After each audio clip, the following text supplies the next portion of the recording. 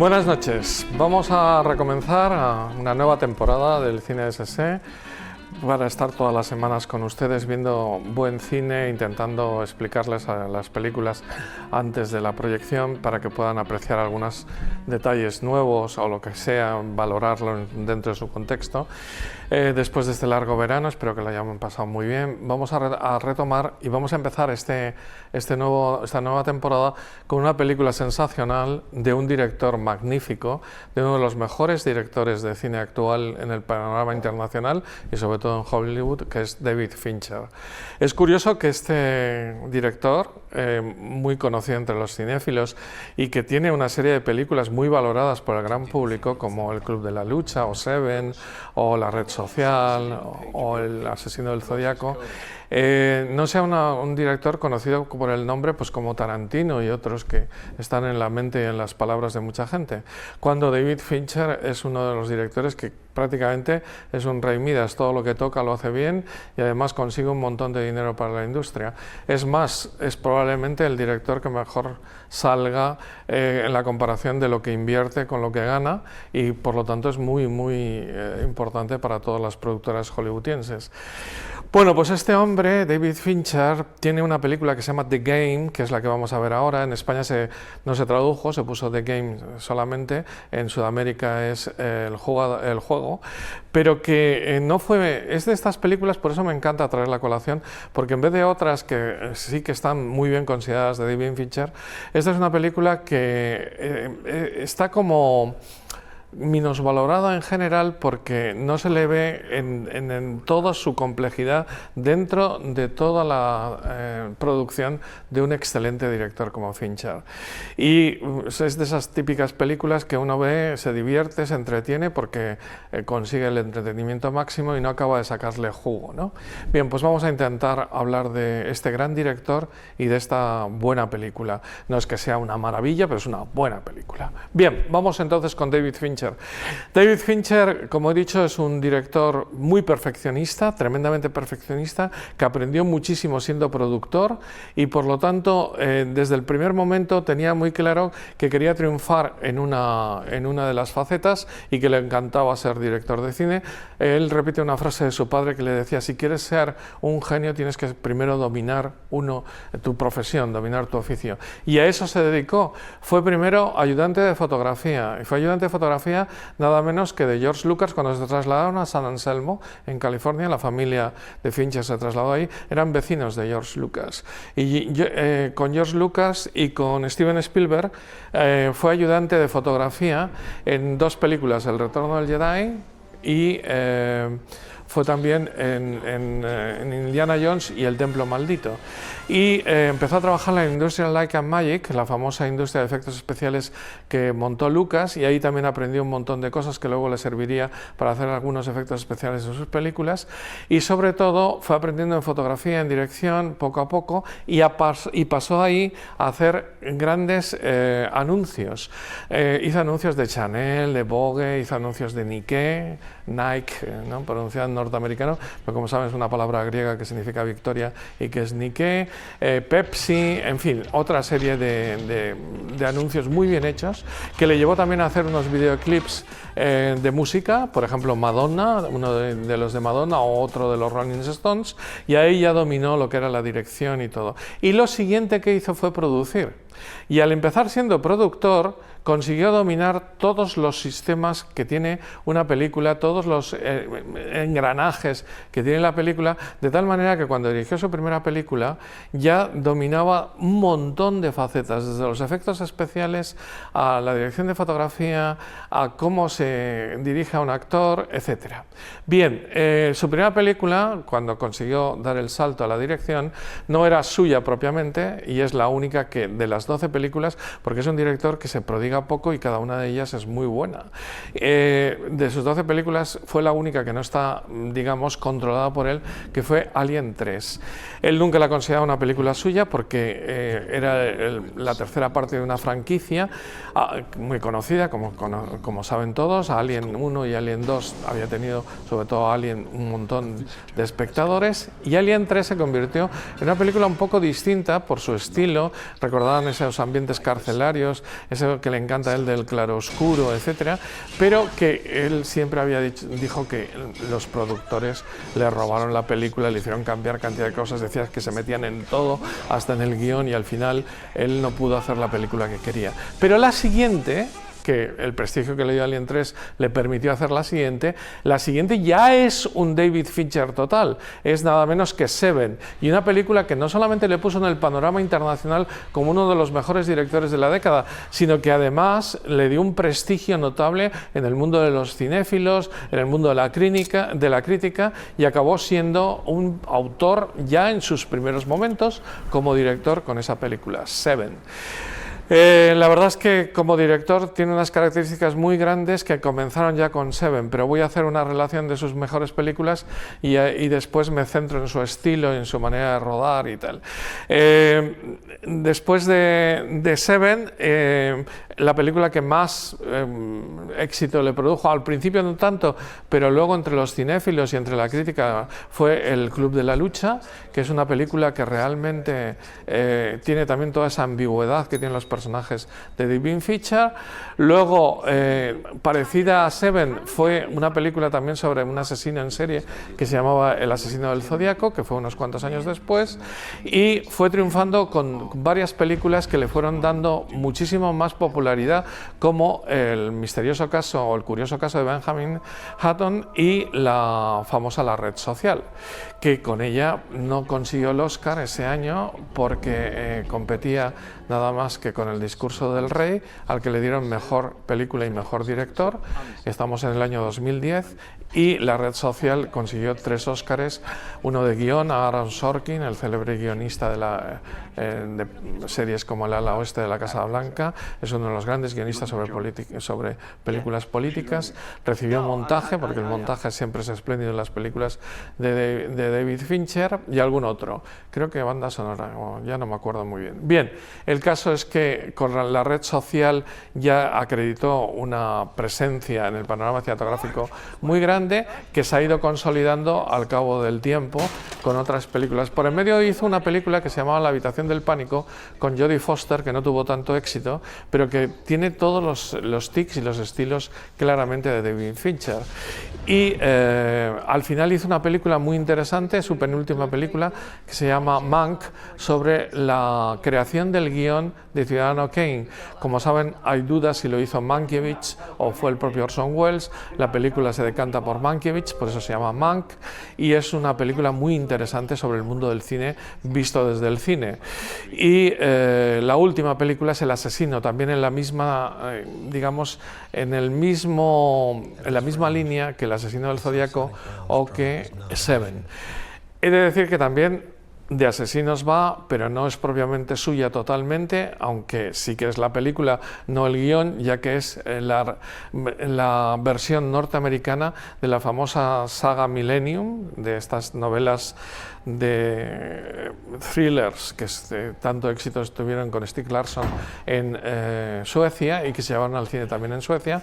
La primera de ellas, que se tradujo distinto, de hecho la película se llama La chica del dragón tatuado, del tatuaje del dragón, y es también un remake, digamos, de la primera de la saga Millennium, hecha en Estados Unidos con Daniel Craig y tal, la recordarán también.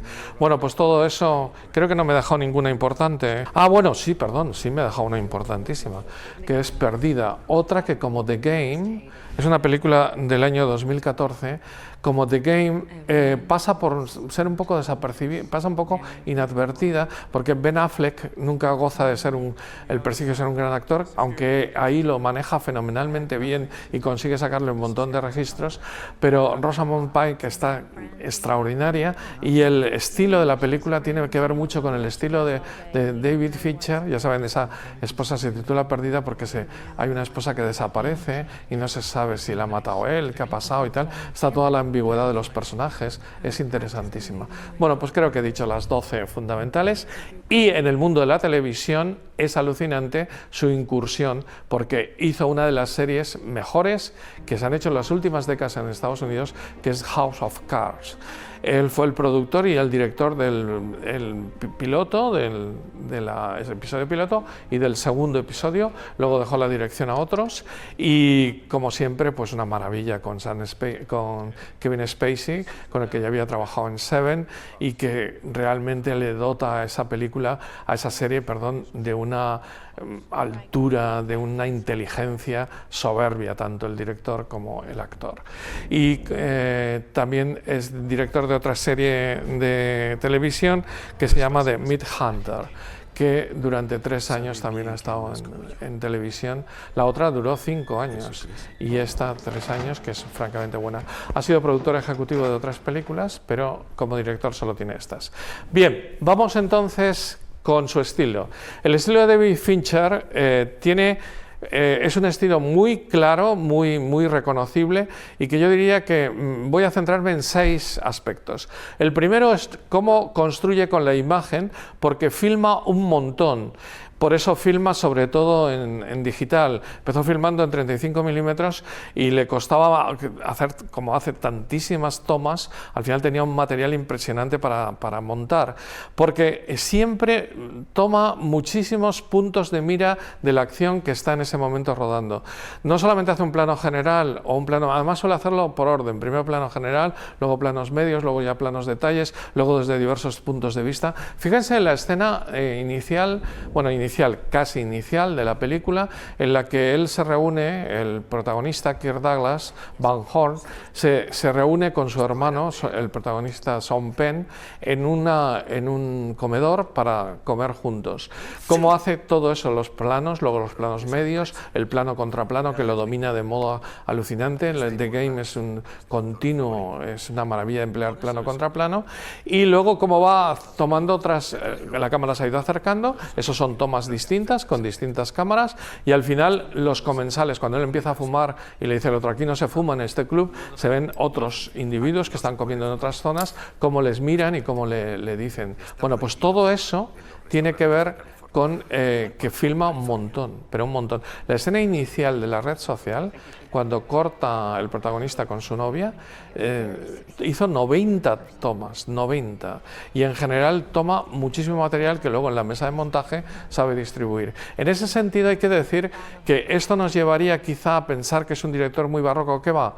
Es un director muy clásico, porque aunque toma muchísimas tomas, valga la redundancia, filma un montón de tomas, al final cuando las concentra es un montaje que no te hace saltar, que no te hace darte cuenta, ahí va, este es un travel lateral o este es no sé qué, sino que la sucesión de planos está tan bien hecha para que tú te vayas metiendo en la trama y no te sorprenda. Es difícil recordar a David Fincher y decir, jo, qué traveling tan increíble, o qué plano secuencia, o qué tal, porque los emplea muy poco. Además, los movimientos de cámara son muy suaves. Fíjense en hay un momento que coge a la actriz y le hace un mínimo movimiento de cámara hacia arriba, de tal manera que la cara es prácticamente en primer plano, y los movimientos, digamos, de traveling y tal son con el coche por fuera. En fin, hay muy poco movimiento de la cámara, hay muy poca cámara al hombro. De hecho, yo solo recuerdo, ahora que estoy hablando de esto, de David Fincher, una cámara al hombro en Seven, hacia el final de Seven, y en general es muy clásico en su manera pero filma mucho. Bien, eso es su primera característica, porque es un tremendo perfeccionista. Es un personaje que, como él dice siempre, necesita saber ponerse en la piel de cada una de las personas que están en el set para que ninguno le engañe o ninguno se quede, la palabra que empleaba era algo así, que se despiste o esté fuera de sitio, ¿no? Bien, la segunda es el guión. Los guiones de David Fincher son muy rápidos, son muy interesantes y no se permite demasiadas conversaciones, no se permite conversaciones demasiado largas. Conversaciones hay muchas, y para eso lo que suele hacer es reunir a todos los actores antes de hacer la película, los sienta en unas mesas alrededor suyo o en una mesa de estas típicas de oficina, y les hace hacer como teatro leído, y sin entonaciones, sin demasiado, para ver cómo suena todo el de esto. De hecho, en la red social tuvo un problema con Aaron Sorkin, con el guionista, que es un guionista que hace diálogos muy largos. Por ejemplo, fíjense en la serie El ala oeste de la Casa Blanca. y para recortar, para hacerlos de tal manera que se adecuaran más a la imagen, porque aunque es un excelente director de guiones, es verdad que es fundamentalmente cine, y el cine, sobre todo la imagen, no lo que se dice, aunque lo que se dice tiene importancia, ¿no? Bien, la tercera característica suya es los actores. Es un director de actores de primer nivel que viene de lo anterior, y al tener esa capacidad de dirigir a los actores, los escoge muy bien. Has trabajado siempre con actores muy buenos, desde Brad Pitt a Kevin Spacey que decía antes, o Edward Norton, o las chicas también, Gwyneth Paltrow, toda la cantidad de actrices buenísimas, la Rosamund Pike que citaba antes, que le dan eso que siempre busca él, que es unos matices, y a Michael Douglas le saca lo mejor de lo mejor. Es más, hay uno de estos vídeos que se ven por YouTube de las 10 mejores películas de Michael Douglas por orden, y la primera, la más, dicen, la que mejor actúa es esta. Como que saben, ganó un Oscar por Wall Street, pero esta es que tiene un montón de matices y un montón de... y le sabe sacar un montón de... Es más, yo creo que utiliza lo de Wall Street, el personaje de Wall Street, que en este caso es el protagonista también, un auténtico broker, un tío que se dedica a pasar el dinero de aquí a allí, que vive en la abundancia, pero a base de eso, de la avaricia, etcétera, le permite que ese personaje, que ya conoce todo el mundo y que lo relaciona con Michael Douglas, ponerle en problemas. De hecho, tiene guiños a otras películas de Michael Douglas. En la parte mexicana se parece un poco a Tras el corazón verde. Tiene unos guiños también a otras películas del propio Michael Douglas. Bueno, vamos a dejarlo porque no quería hablar de esto en este momento. Actores, y actores muy bien buscados, y una dirección de actores fenomenal. Es una pena que los demás, esta es una película fundamentalmente de actor, de solo uno, y el resto de secundarios pues no se les puede hacer mucho, ni hablar mucho de ellos, pero es una maravilla cómo dirige a cada uno de ellos. Y la cuarta característica típica de él son los títulos de crédito. Es una persona que, como Hitchcock, de hecho se parece mucho también en de Hitchcock también hablaron cuando él hacía películas, no le ponían como un grandísimo director, fue después cuando la gente se dio cuenta de lo maravilloso que era, porque como lo que hacía era entretenerte, llevarte al huerto con sus suspense y con todo, la gente no se fijaba tanto en cómo filmaba, y al final, pues como The Game, te quedas con la trama y tal, y no tanto con la imagen, ¿no? Bueno, pues como Hitchcock valora mucho lo que son los títulos de crédito. Fíjense en los títulos de crédito de esta película, que son una auténtica pasada. Comienza con unos puzzles, como una forma de puzzle en negro que se van deshaciendo. Luego pasa a unas películas familiares de estas típicas de los años 60, en la que te va dando una serie de detalles que luego van a ser importantes, cómo tiene a su hermanito pequeño en brazos, cómo su padre era fundamental, la primera imagen es con su padre ahí, y cómo el suicidio de su padre al final fue clave en toda su vida. Eso no aparece en la película, pero sí aparece el padre.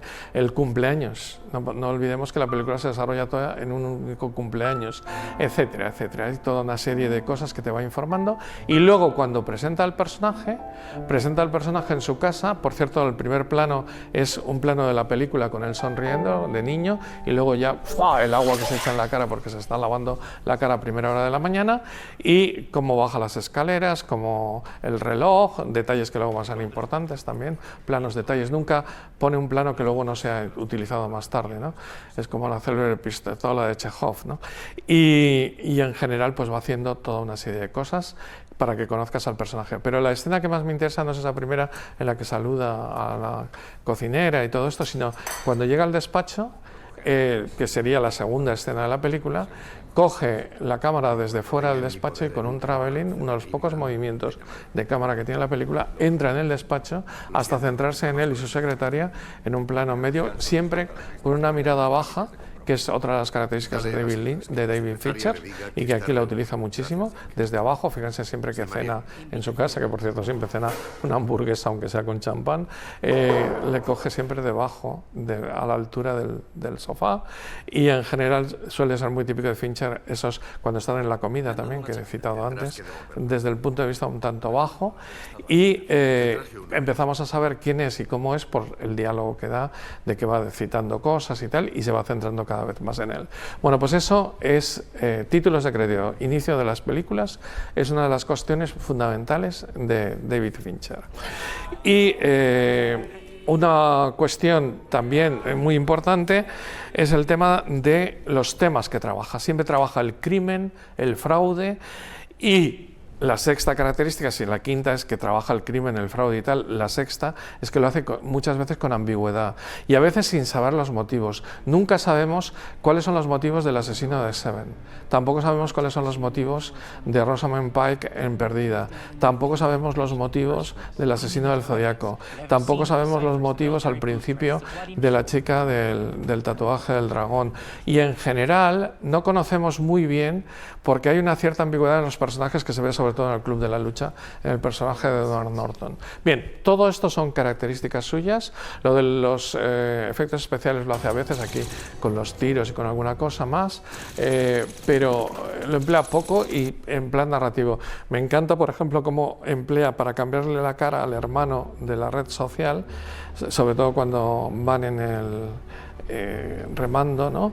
Y que se parezca porque no se parece nada al actor, y cómo consigue cambiar eso con un truco, o cómo hace cantidad de cosas de mundo verde, ¿no? Lo que es bueno, no me voy a lo que es cambiar y utilizar decorados para cambiar una acción que se desarrolla en el exterior. Bueno, pues vamos entonces con la película, de la cual he citado ya muchas cosas, pero una de las tramas más importantes de la película es la sorpresa, como Hitchcock, el suspense, el juego, el que no sabes exactamente, y eso que te presenta la película como un juego al principio. Y piensas que es un juego o no que es un juego, qué partes son del juego, qué partes no son del juego, y todo eso te va llevando a una ambigüedad y a un suspense y a una cantidad de acción que al mismo tiempo te va corroyendo, ¿no?, la curiosidad por saber qué pasa aquí y tal, y al final, bueno, no voy a desvelar nada porque el final es fastuoso, magistral, de tal manera que juega con una cosa muy importante para Fincher, que es la verdad. De tal manera que la gente se queda solo en la superficie, pero se lo plantea muchísimas veces en sus películas, que es la distinción entre la realidad, el sueño, la verdad. Fíjense también cómo el personaje de Michael Douglas, el Van Hornstein, Van Orton, no, bueno, uno de esos apellidos holandeses de la gente muy rica de Nueva York, que en este caso es en San Francisco. Y otro guiño a las calles de San Francisco, porque Michael Douglas se hizo famoso con las calles de San Francisco, una serie, está continuamente yendo por las calles de San Francisco con el coche. Bueno, a lo que iba, que es realmente... ¿Qué es la verdad? Bueno, perdón, que cuando va en coche o cuando va recordando y hay unos flashbacks, recuerda el día que su padre se suicidó y que lo vio al llegar, que estaba allí, ve cosas que le van recordando, detalles concretos que van a tener mucha importancia en el conjunto de la película. Bueno, hablar de esta película desde el punto de vista del estilo de David Fincher ya lo hemos hecho, pero no quiero entrar en detalles porque lo que quiero es que si no la han visto le coja y se deje llevar y no se sorprenda. Si ven la película por segunda vez cuando haya terminado, podrían ver que hay algunas cosas que se cogen con pinzas o que hay algún error que puede suceder, pero realmente la película te coge y te lleva por donde él quiere y de un modo, y además ha abierto un montón de posibilidades. Esta película, eso es, quizá los historiadores lo vemos mejor, abrió toda una serie incluso en muchas series, hay capítulos que no se sabe si es un juego o si no es un juego, gente que hace juegos de rol y de repente aparece el detective de la serie y dice aquí qué está pasando y al final resulta que era un juego, y ocurren muchos, no voy a citar tampoco para que no fastidiarles ninguna serie, pero hay varios capítulos muy importantes de varias series que se dedican a esto. Bueno, vamos entonces con con algunos otros del elenco. La productora, porque él se peleó con Polygram, que era la productora de la película, la productora directa de la película fue su mujer, Shin Chaffin, porque no sé cómo se pronuncia, creo que es Shin, se escribe Sean, y Chaffin, que se había casado con ella en el año 96. David Fincher tuvo una primera mujer y con esta se casó en el año 96. La película, no lo he dicho todavía, es del 97. Y la película, como he dicho, es una película de actor porque está ahí Michael Douglas como nunca.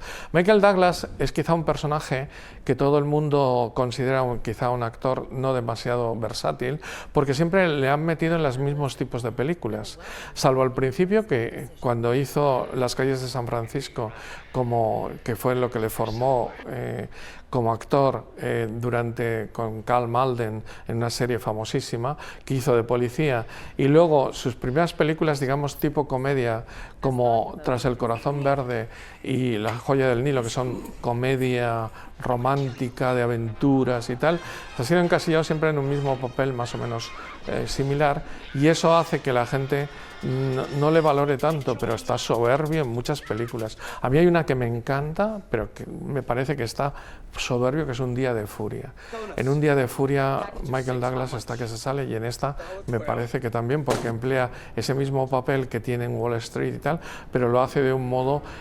hay momentos en los que te desesperas con él o que lo sientes vulnerable, por fin, ¿no?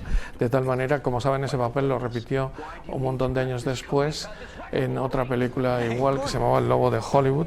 Era algo así como Wall Street y luego seguía. Él también hace un papel tremendo siempre de...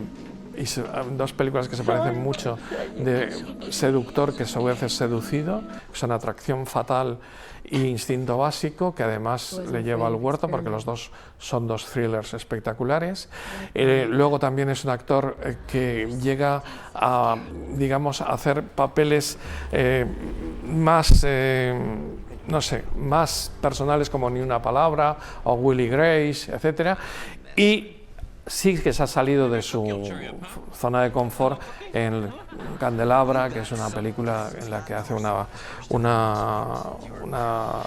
actuación realmente distinta. Behind the Candelabra se llama en inglés, y es una película realmente difícil de encasillar en el resto de las películas de Michael Douglas. Aquí me parece que está muy bien. El otro actor que podemos citar y que a mí me parece sensacional es Sean Penn.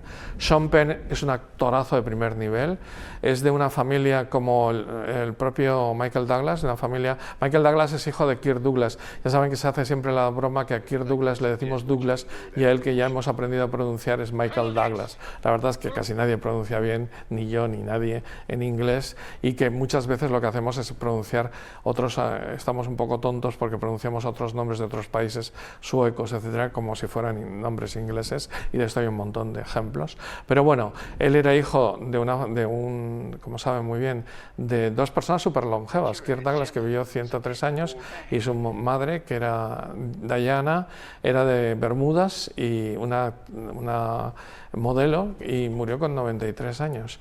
Y por parte de su padre era descendiente de judíos rusos, y lo mismo le ocurre a Sean Penn, por parte de padres descendientes de judíos rusos, por parte de madre de irlandeses católicos. Italianos también, tiene una mezcla ahí. Su hermano, Chris Penn, fue un grandísimo actor que murió por una cardiopatía hace unos cuantos años. Lo habrán visto en cantidad de películas como El funeral, en fin. Es uno de esos personajes interesantísimos, de los actores interesantísimos, pero bueno, voy a centrarme un poco en Sean Penn, porque Sean Penn sí que tiene un montón de registros. Aunque ganó el Oscar por Me llamo Milk y por Mystic River, se merecía haber ganado por Pena de muerte, que ganó otros premios, el Oso de Plata entre otros, en el Festival de Berlín, o por otros que ganó la Copa Volpi, pero en general es un actor muy versátil. Yo me acuerdo cuando vi Carlitos Way, que me quedé atónito, tuve que volverla a ver porque cuando la vi de joven no había reconocido a Sean Penn. Es el abogado, está tan camuflado, y también del personaje fundamental de la película, ¿no? Pero realmente es capaz de camuflarse, de hacer películas tan sensibles como acuerdos y desacuerdos. Y es un actor que puede hacer también de militar, como por ejemplo en esa película que se titulaba Crímenes de Guerra, y en otra que hizo después, La delgada línea roja. Puede hacer de 1000 cosas, no como Michael Douglas, que está siempre centrado en lo mismo, ¿no? Y Sean Penn empezó además en una generación que con una película que se llamaba Taps, con la que entraron en el mundo del cine nada menos que Tom Cruise, Timothy Hutton y él. Era una historia de unos cadetes en una de estas escuelas militares que hay en los Estados Unidos, que dirigía George Scott, y que ahí se convirtieron de toda esa generación en unos actores que llenarían después Hollywood. Bien, no me da tiempo de hablar más de Sean Penn, que me parece un actorazo de primer nivel. Voy a hablar un poquito de otras cosas, aunque no se pierdan de verdad las actuaciones de Sean Penn en todo tipo de películas, porque es un actorazo de primer nivel. Deborah Kara Unger es la actriz, la conocerán sobre todo, es una actriz canadiense. También aparece muy poco en la película, pero porque ya vuelvo a repetir que es una película de actor, pero fue conocida mucho por Payback y por The Game. El que sí me gusta muchísimo es el malogrado James Rathbone, que murió hace poquito. Yo creo que antes de la pandemia, murió con 65 años, y que siempre hace estos papeles secundarios extraordinarios. Aquí es el jefe de este grupo que organiza los juegos, e hizo, como recordarán, Esencia de mujer, porque era el director del colegio, y es un actor secundario que siempre da muy bien en cámara. Voy a hacerle un homenaje a Carol Baker, aunque no me da tiempo ya porque me he comido el tiempo de hablar de ella. Carol Baker es la que hace aquí de Ilsa, la doncella, cocinera, en fin, la única que trabaja en la casa, que es la gran actriz de Baby Doll, de La conquista del oeste, hizo de la Verónica en La historia más grande jamás contada. Es una actriz de Hollywood con una trayectoria inmensa, que ha hecho cantidad de películas y que no me daba tiempo. Pensaba hacerle un homenaje, pero no me da tiempo. Anna Katerina es la que hace de esposa, la habrán conocido por algunas películas, sobre todo series, y Peter Donat es el que hace de abogado, que también es un secundario que aparece en muchísimas películas. Ambos son actores, digamos, de un nivel más bajo, menos conocidos, actúan en pocas películas, pero interesantes dentro. Y quería terminar con 3 cosas que me parecen sensacionales. Una es la banda sonora de Howard Shore. Howard Shore es conocido sobre todo, ha hecho cantidad de bandas sonoras, por los 2 Oscars que ganó con El Señor de los Anillos. La primera por La Comunidad del Anillo y el segundo por el Retorno del Rey. Pero tiene bandas sonoras a lo largo de su vida alucinantes, buenísimas. La de esta película no es especialmente magnífica, pero subraya, es lo mismo que el montaje o lo mismo que les decía antes de la dirección. Cuando termine la película apenas se acordarán de la banda sonora, apenas se acordarán del montaje, apenas se acordarán de la dirección artística, pero son una maravilla todo. Todo. Es de eso que hacían los viejos directores de Hollywood, por eso David Fincher es un clásico, que es hacerlo todo tan bien que al final la gente se queda con lo que quiere, que es la película, de qué va la película, y que le llegue y que se entretenga y que aprenda. Bien, la otra cuestión es que el famoso triángulo de Penrose, del cual también pensaba hablar, es la señal que tiene la tarjeta de esta organización que se dedica a hacer juegos. Ese triángulo es el famoso triángulo de Penrose, que tampoco me da tiempo para hablar. Y luego simplemente que la mansión en la que él está es una mansión real, la cocina de hecho no la tocaron nada, es la cocina tal cual, es la mansión Filoli, que es una mansión que hay a 40 kilómetros de San Francisco. La película se desarrolla en San Francisco, pero esta mansión, que parece que está dentro de la ciudad, está a 40 kilómetros, se puede visitar y es muy, muy interesante cómo la rueda y cómo la narra. Por cierto, no he dicho una de las características de la fotografía de David Fincher, y que esta película está llena, que es el claroscuro. A él no le importa poner al personaje en muchas ocasiones en oscuro y que se vean las luces por detrás. Suele trabajar mucho los verdes y los amarillos, sobre todo en Seven se ve muchísimo eso. Bien, pues en general, pues eso, los claroscuros, que haya luz detrás, que haya tal, y lo que hace genial en esta película es el plano contra plano, pero no un plano contra plano de una conversación, sino lo que Michael Douglas ve lo que el personaje de Michael Douglas ve y lo que es visto, de tal manera que lo vemos desde fuera y lo que él ve, y continuamente se van poniendo, porque claro, en una película de misterio hay que ver muchísimo qué ocurre y verlo también desde fuera. Y luego los planos detalle de la película son inmensos, pero hay uno precioso, no solo el del reloj y tal, sino el del ojo del payaso, que es una pasada. Bueno, pues como ven, como siempre, me he ido de la hora y no hemos hablado de muchísimas cosas, pero sí que espero que después de esta película se den cuenta que una película que parece una cosa de tarde, voy a pasar el rato y tal, es una película que tiene muchísimas más cosas y que está rodada de un modo increíble, como de un director de primerísima fila, como es David Fincher, uno de los autores actuales más interesantes de la cinematografía norteamericana e incluso mundial. Es más, ojalá, estoy esperando la siguiente película porque siempre nos regala auténticos peliculones.